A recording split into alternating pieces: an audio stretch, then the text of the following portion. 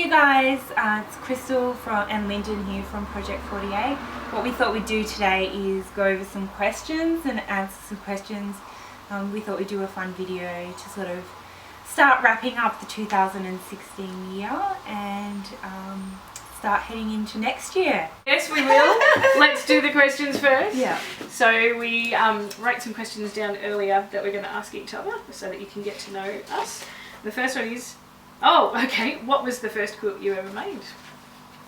Oh, do you want me to go first? Alright, the first quilt I ever made, the first quilt I finished, the first quilt that I finished was a baby quilt. It was yellow, it had a lot of appliques, some frogs and butterflies and that kind of thing all throughout. It's from a magazine. I don't even have a photo of it.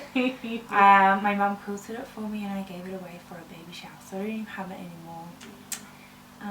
Yeah, that was the first one I made. Excellent.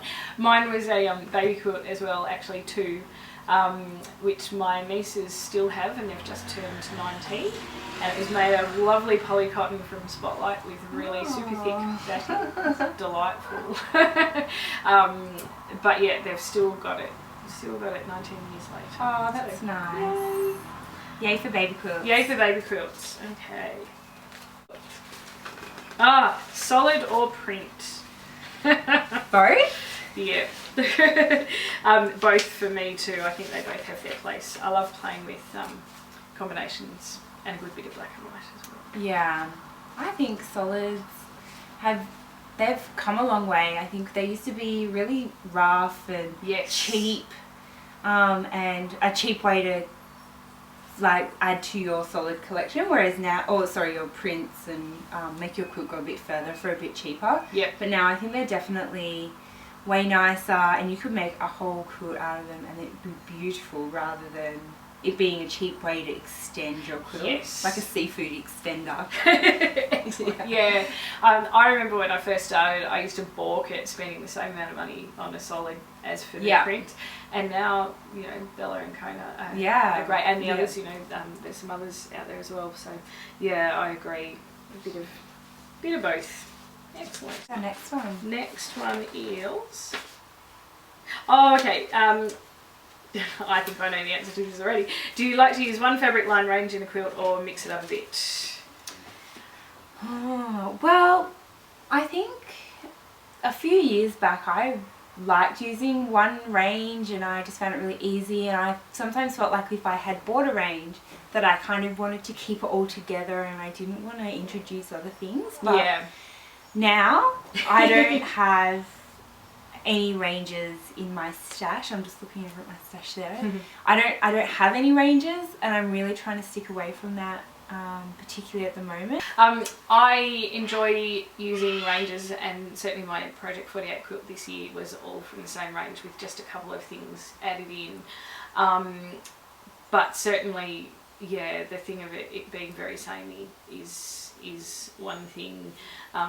So one of the quilts I'm making at the moment, I just pulled fabrics out of everywhere of my stash, and I haven't done that for quite a while, and just pulled them from colour, and I pulled out a Tula Pink one and it's like, oh no, but that sits in that range. It's like, so what? Yeah. And I really enjoyed the freedom of just pulling out whatever was going to work. So yes. Do you have your stash colour coordinated? I do, I really do. So some of the fat quarter bundles that I've bought are still in the ribbon, so they sort of just sit there in a particular spot. But yes, all my bits and pieces that I've bought one at a time, they're colour sorted. Yeah. Mine are not, can you tell? Okay. What's your favourite part of the quilting process?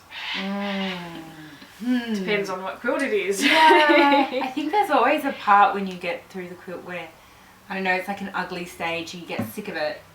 And definitely always starting a quilt can be really exciting. Yes. But also finishing it. Like, I don't know that there's any one part that I don't like, because I secretly really like basting and nobody else does. It's a bit crazy. But I love it. I actually really like basting. I know that's weird. What's your favourite part? I love two bits. I love the very first cut into the very first piece of fabric. It's like, yeah, let's go. Yeah. And the other thing I love doing is trimming it down, ready to put the binding on. So you've quilted it and you've pressed it, and it's there, and you're just trimming it off. It's like, yes, this is going to work. Yeah. Most of the time, that's what you think. Yeah. Yeah, for sure. The more I think about it, I think playing with it on the design wall, turning it from, I rarely have a plan, so turning it from blocks or turning it from part of a quilt and turning it into a quilt. Yeah, absolutely. That's pretty cool. Yeah. Shall I do one? Yes. Okay. Oh, I have to get them in the right way. Oh, this is funny. Are you a starter or a finisher? Oh, I'm a starter. Yeah. Absolutely I am. So my version of Crystal's quilt here, and this was not a plant, but I'm up to the Flying Beast border. Yeah. And it will definitely be finished, but and I find that I've got a few different, I've got many different projects on the go. But you know, one day you might just want to sit and do some English paper piecing, and then the next day you just feel like, you know, doing a really simple 9 patch or something. So I love having a couple of different things on the go, and I also I start a quilt if I'm really excited about that particular technique. Yeah. So I'll sort of do that, and it's like, oh, okay, I've done that now. I'll go and do something else. Yeah. So, Yeah. yes. I think I go through stages. Yep. So at the moment I'm a finisher.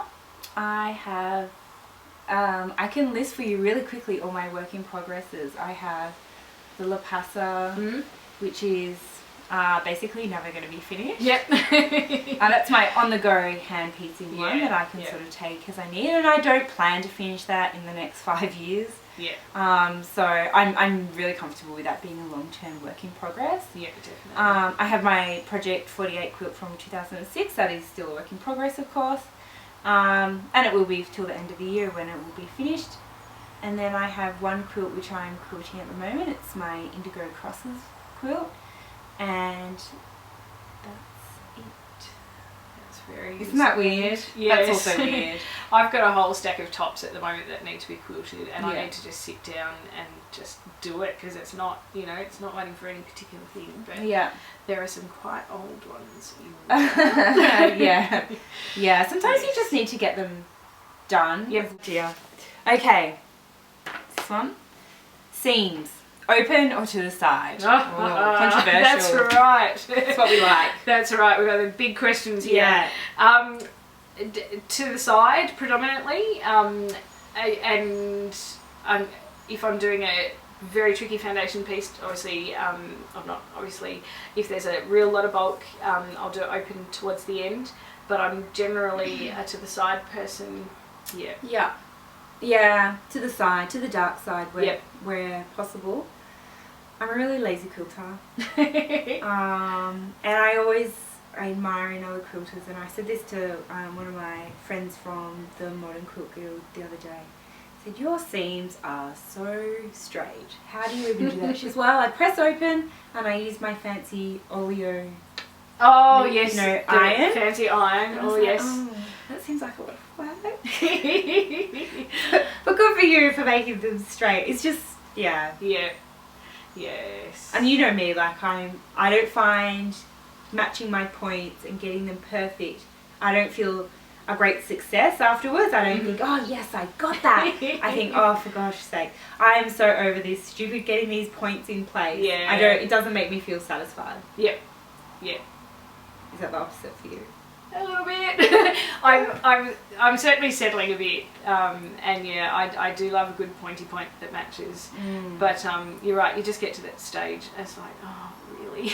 You know, if I put this over the other side of the room, nobody's going to see that. From a galloping horse. A galloping horse. That's right. Yes. So yeah. Let's move on to this one. Yes. What was your biggest highlight from 2016? Oh, so I guess I challenged myself. I ran out of time. I didn't budget my time effectively enough to enter. Yes, to enter a quilt into the main Canberra Quilters thing. But the Modern Quilt Guild, the quilt show, yeah. But when I discovered that the Modern Quilt Guild timeline was a bit extended, I made a completely improvised mini quilt for the love theme. So you know, all the love letters were improvised and everything about it was improvised, and so I think that was my biggest highlight, was just doing that, pushing myself, and you know, I can do this, and I actually did do that in a week. I think it was even a couple of days, so that was the biggest thing, I think. That's cool. Yeah. Well, I think my biggest highlight was actually going to the National Gallery of Victoria. Yes, and I was just thinking. being part of the symposium for the opening of the Making the Australian Quilt exhibit. Yes. That was really cool. It was fabulous. Yeah. Yeah. It was. I was so nervous on the day. Really nervous. Yeah, oh my god! absolutely. I think I got myself all worked out by lunchtime. I was like, oh, I can't cope. Waiting all day to be the very last. Yeah, to be the last day. presenters. That Yep. was. Let's be the first presenters next time. Yes.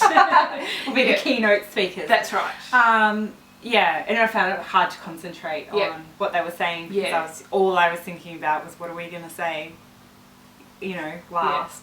But that was really cool. Yeah, the whole thing, it was so well run, and the speakers had so much cool stuff to say. Yeah, like the way they were talking about how they found the quilts and that kind of thing was really, really interesting. And I wish we had more time to explore what they had to say. Yes. There was a lot jammed into that day, and being part of the whole weekend. Yeah. That was really fun. And I don't think I told you that. Remember when we were going around on the next day on Sunday? Yep. And we went around the exhibit and sort of raced around because we didn't have much time in the end because we slept in. Yes. Because we were so tired. And we went and I was getting in the lift. Yeah.